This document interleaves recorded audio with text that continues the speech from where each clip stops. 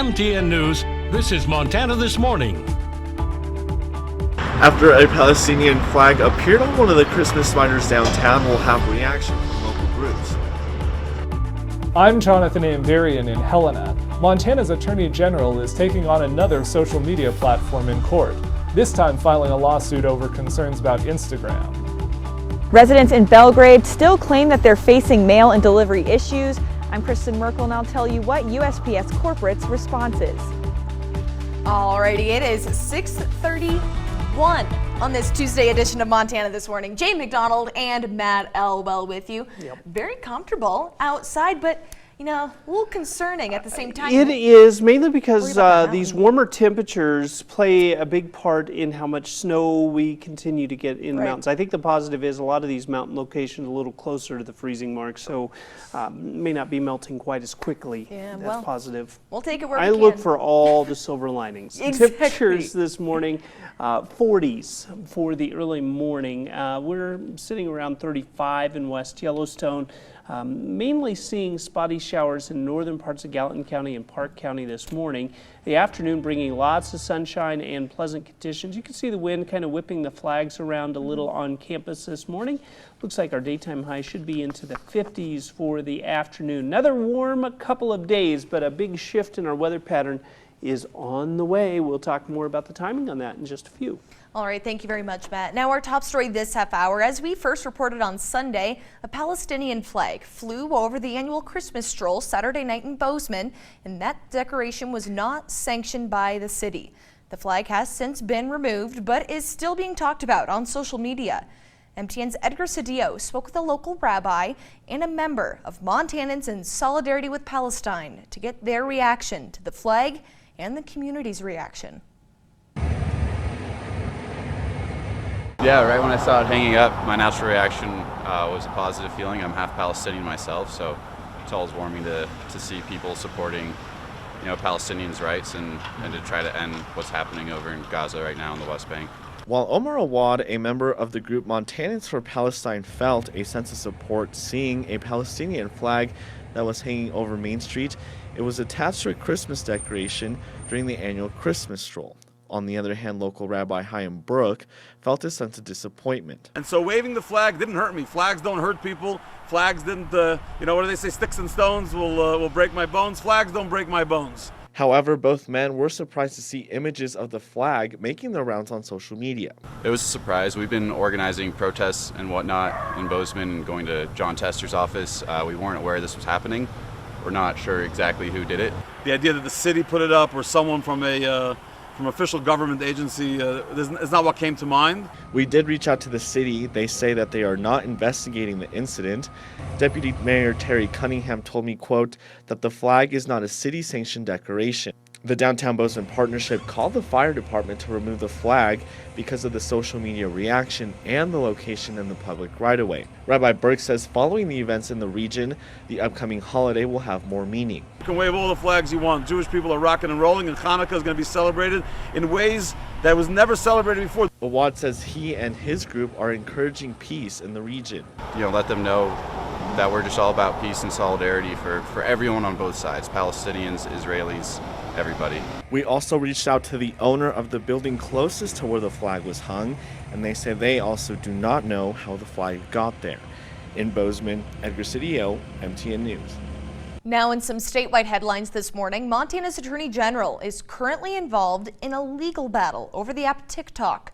And now he's filed suit against another social media platform. MTN senior political reporter Jonathan Amberian takes a closer look at the complaint accusing Instagram of deceptive practices and exposing minors to inappropriate content. Instagram is one of the most popular social media apps in the U.S., especially for teenage users. In a complaint filed in federal district court last Friday, Montana Attorney General Austin Knudsen accused the app's operators of exposing minors to inappropriate content and improperly collecting their data.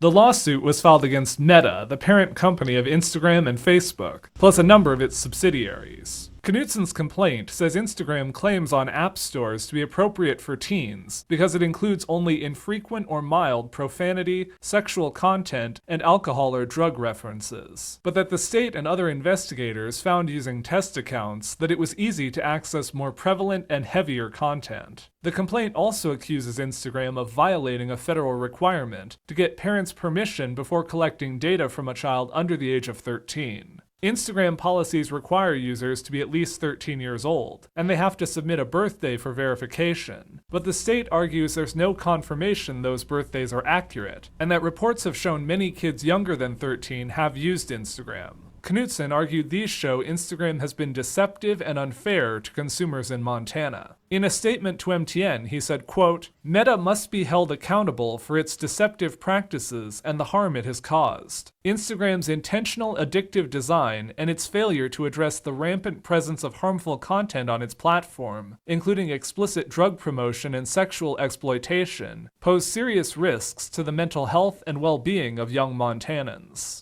Montana is far from the only state that's expressed concerns about Instagram. Earlier this year, 33 states filed a lawsuit in which they claimed that the app had manipulative features that essentially addicted young users. And several other states have filed their own independent suits as well. In Helena, Jonathan Amberian, MTN News. Now back a little bit closer to home, residents in Belgrade say they are not receiving their mail on time. MTN's Kristen Merkel reports on what USPS is saying about those claims. Residents of Belgrade say they're still facing mail and delivery issues from their local U.S. Post Office. But corporate USPS disagrees with these claims, saying mail delivery is actually current. Well, I went 11 days without delivery.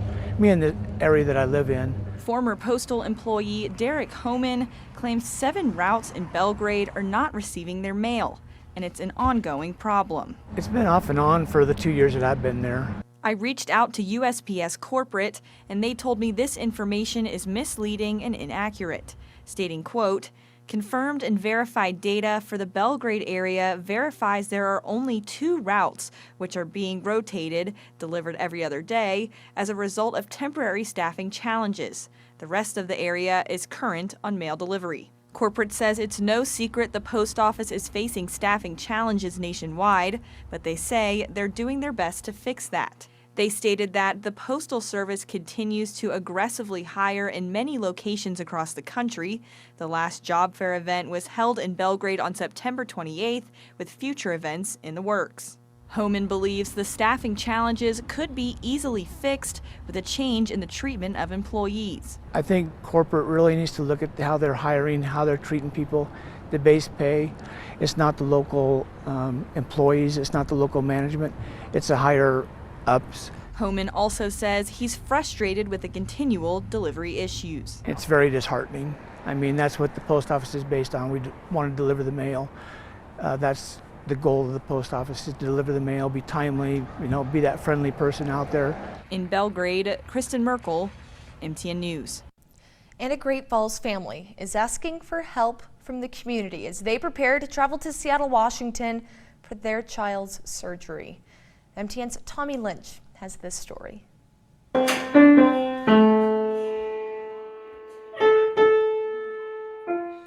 This is Aiden Caldwell. He is 6 years old, a twin, and is one of 5 kids in the Caldwell family.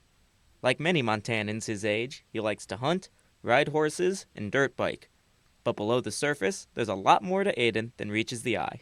When we were pregnant with the twins is when we found out that Aiden was very special, not Aiden. Yeah, that he was born with half a heart. Aiden has hypoplastic left heart syndrome, which means the left side of his heart is non-functional. When he was 3 days old, Aiden had surgery on his heart. 4 months later, he had to go through that again. Now, he's looking at one more big procedure in Seattle. With this condition, there isn't a facility in Montana that is able to handle his condition because it's actually one of the most severe heart conditions that you can have. And so every time he's due for a surgery, we move to Seattle for the time of his procedures and all that. Moving for the procedure is a financial strain, from finding a house to live in to not being able to work while gone. Thankfully, the Caldwells have seen nothing but support. We've been so blessed. There's been so many people that have reached out to us, and and just tried to encourage us and bless us through this time.